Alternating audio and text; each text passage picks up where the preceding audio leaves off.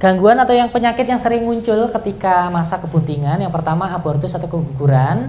Keguguran faktornya banyak, flu, diare juga bisa menyebabkan keguguran. Jadi kalau teman-teman contoh punya kucing yang memang posisi bunting lagi sakit, apalagi nafsu makan turun, mending dulukan induknya. Kenapa? Penyakitnya aja bisa bikin keguguran.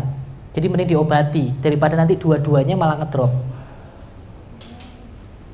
Terus infeksi yang paling sering ada tukso. Tukso ini salah satu penyakit zoonosis yang dikhawatirkan bagi perempuan biasanya. Meskipun tukso sebenarnya tidak menyerang semua kucing, dan tukso nggak cuma menyerang kucing, semua hewan berdarah panas bisa terserang tukso. Sapi, kambing, babi, anjing bisa terkena tukso. Flu cat, enteritis itu gangguan pencernaan. Non infeksius biasanya malnutrisi, khususnya buat induk yang anaknya banyak. Kita lupa upgrade. Kalau kucing bunting perutnya besar, space ususnya semakin sempit, dia nggak bisa makan banyak, makannya sedikit-sedikit. Jadi makanan yang biasanya mungkin dijadwal ketika dia bunting harus disediakan secara terus-menerus. Tingkat stres tinggi itu bisa bikin keguguran juga, karena pemicu lahiran atau yang mempercepat proses kelahiran adalah stres.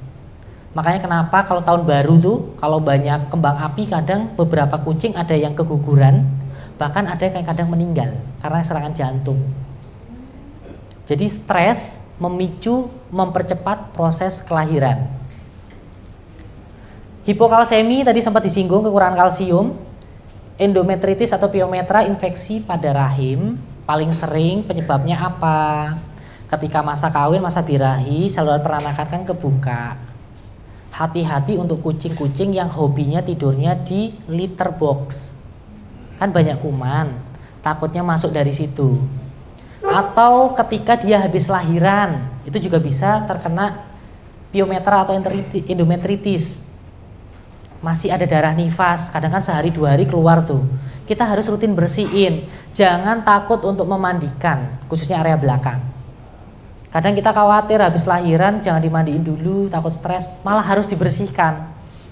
Kalau enggak resiko kena piometra. Asupan energi selama bunting, penambahan berat badan selama kebuntingan itu sangat penting, mengingat nggak cuma induknya yang perlu nutrisi tapi juga anak-anaknya. Jika pertambahan berat badan tidak cukup, produksi air susu juga tidak cukup. Penambahan berat badan idealnya selama bunting, nanti PPT boleh dibagi kok. Nggak difoto nggak apa-apa. Nanti kita bagikan lewat panitia ya.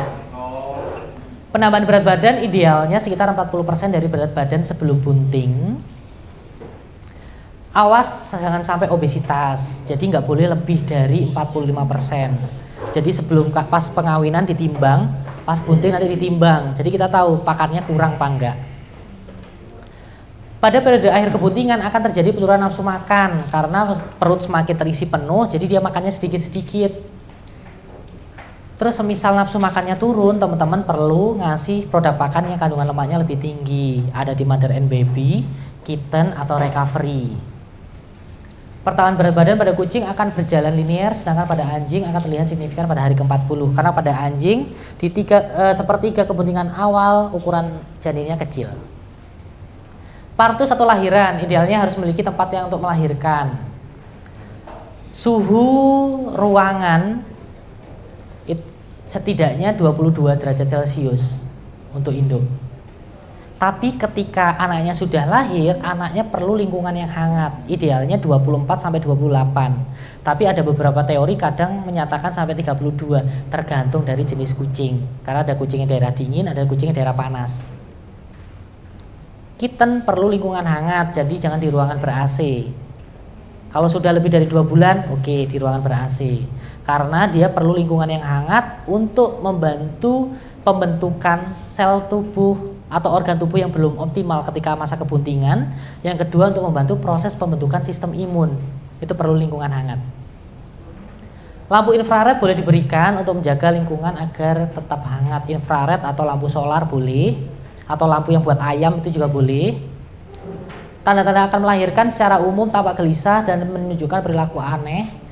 Kalau kucing yang dekat dengan manusia biasanya dia akan deketin kita terus. Tapi kalau kucing yang nggak begitu dekat, dia akan nyari tempat sembunyi.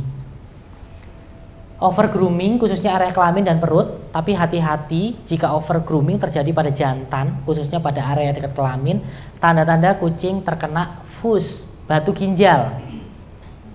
Kalau sering melihat kucingnya sering jilat-jilat area kelamin, segera bawa ke dokter, minta USG. Karena kalau fase awal dia masih bisa pipis, nggak bakal kesumbat, dicek fisik aja, nggak ketahuan dia kena batu ginjal, harus USG.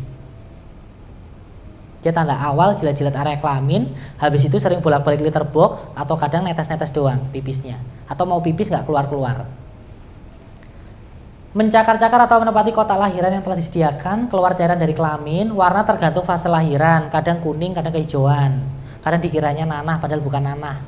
Itu cairan sumbat serviks atau sumbat saluran peranakannya. Proses lahiran biasanya berlangsung selama 1 sampai 2 kali 24 jam. Dengan rata-rata interval antar anak 15 sampai 30 menit. Jadi kalau anaknya baru lahiran, belum 2 kali 24 jam, nggak usah panik. Kadang ada yang baru keluar 1 tengah malam, subuh-subuh udah bingung. Dok, masih ngejen, ini gimana ya? Masih proses 2 hari normalnya. Yang perlu kita lakukan adalah membantu dia tetap mendapatkan asupan makan dan minum.